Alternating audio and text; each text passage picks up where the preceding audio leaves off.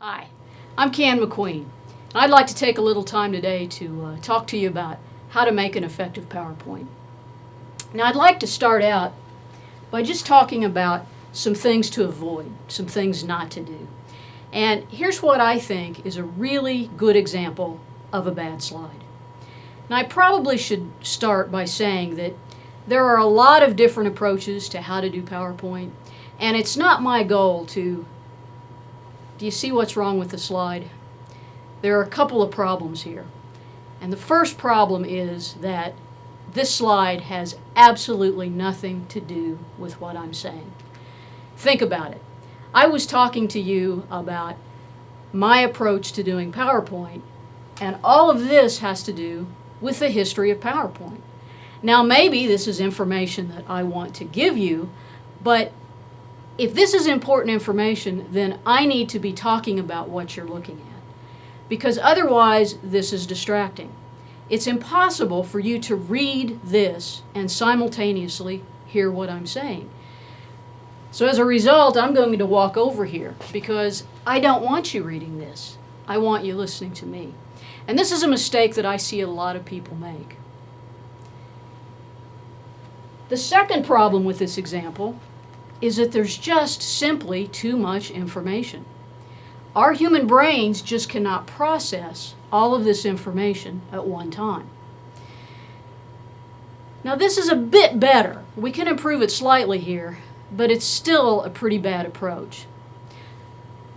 Imagine that my presentation starts like this. Hi, I'm McQueen, and I want to talk to you about PowerPoint. Microsoft PowerPoint is the name of a proprietary commercial presentation program developed by Microsoft.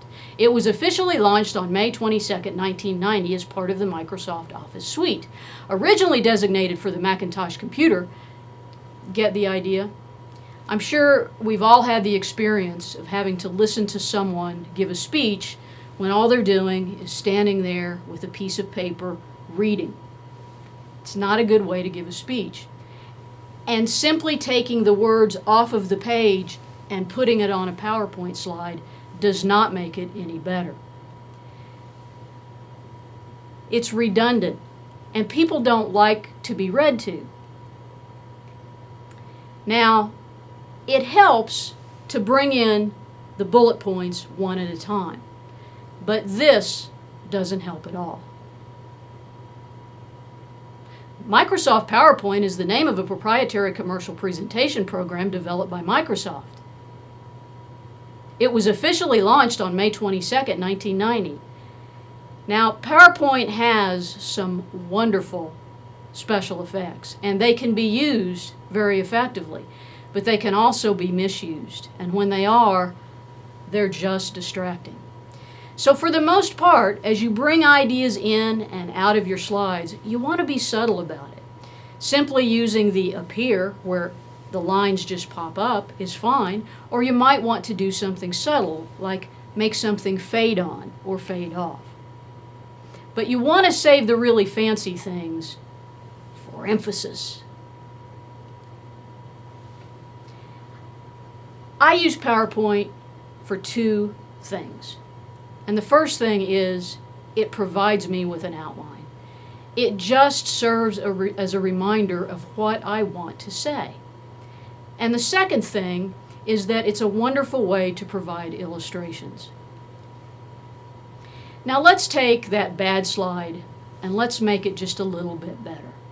Remember where we started? Well, let's recall problem one was that there was just simply too much text. Now, what people usually say when I tell them that is, "You mean I have to memorize everything?" Well, of course not. It's not necessary to memorize every single word that you're going to say. But you do have to know your material. It's absolutely vital that you know what you're talking about. I like the way this guy put it. Albert Einstein said, "If you can't explain it simply, you don't understand it well enough." I think that speaks volumes. So you have to know your material. And what PowerPoint can do for you is just give you a word or a phrase. You look at it, oh yeah, that's what I want to talk about now. So here's how we might take our bad example and communicate the same information with less text. Remember where we started. Now let's just start with the information contained right here. There's a lot of information here. First of all, we're talking about PowerPoint, and PowerPoint sold by Microsoft. It started on May 29th, 1990, and it was part of the Microsoft Office suite. Here's how we might do it better. First of all, I have the heading PowerPoint. There's no reason for me to say at this point, this is about PowerPoint. I already did that on the first slide when I introduced myself to you. But there it is, just as an overall reminder, we're talking about PowerPoint. Now, PowerPoint was released by Microsoft on May 22nd, 1990. It was part of the Microsoft Office suite. I took all of that information there and condensed it to just the 2 short lines. Now let's look at the next set of information. PowerPoint was originally designed for the Macintosh computer, and in the beginning it was called Presenter. It was developed by these guys who worked for a company called Forethought Incorporated. And in '87, it was renamed by Robert Gaskins. All right. Now, this information might be a good place to use graphics. For example, PowerPoint was originally developed for the Macintosh computer by a company called Forethought Incorporated. But its original name was Presenter, and it was developed by these 2 gentlemen, Dennis Austin and Thomas Redken. Now you see how I took all of that convoluted text and made a very aesthetically pleasing, colorful, attention-grabbing graphic. All of that information that was in that boring several lines of text is contained right here. And then I might want to add on another bullet point that in 1987 it was renamed PowerPoint by Robert Gaskins. There's one more piece to our information here at the bottom. In August of the same year, Forethought was bought by Microsoft. All right, let's take that information and present it a little bit better. Now, this is better because I took all of that convoluted text and I just put it into a nice outline form that makes it easy for me to talk about now. Microsoft purchased Forethought in this year for this much money. But this is a mistake that I see a lot of people make. Bringing in lines one at a time, that's very important. Now I'm going to take this off and I'm going to bring it back. It's too much information all at once. Now this is in outline form, so we have the header, Microsoft purchased Forethought in 1987, and then underneath that we've got additional information. It's much better to bring it in one piece at a time. In 1987, Microsoft purchased Forethought, and they paid $14 million for it. And that's a little less than half of what that money would be worth today. And it became part of Microsoft's graphic business unit. See how much better that is? Now let's put it all together. Hi, I'm Ken McQueen, and I'd like to talk to you today about the history of PowerPoint.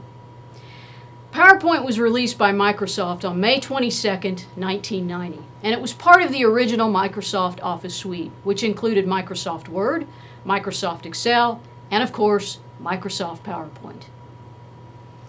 PowerPoint was originally created by a company called Forethought Incorporated, and their name for it was Presenter, and it was developed by these 2 gentlemen, Dennis Austin and Thomas Redken. In 1987, Microsoft purchased Forethought for $14 million. In today's money, that would be $28.8 million. And it became part of Microsoft's graphics business unit. The same year, it was renamed PowerPoint by this gentleman, Robert Gaskins. I think you can see there was considerable improvement there. In short, It just takes a lot of work. Teaching is hard. There's no substitute for taking the time and thinking through, here's the material I need to teach. How can I best explain it so that my audience will understand? There's just no shortcuts. You have to think through it.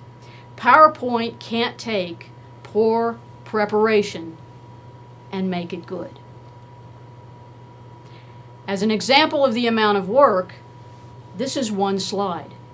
The entire presentation that I did for you today, 39 slides. I'm Can McQueen, and this has been my approach to PowerPoint.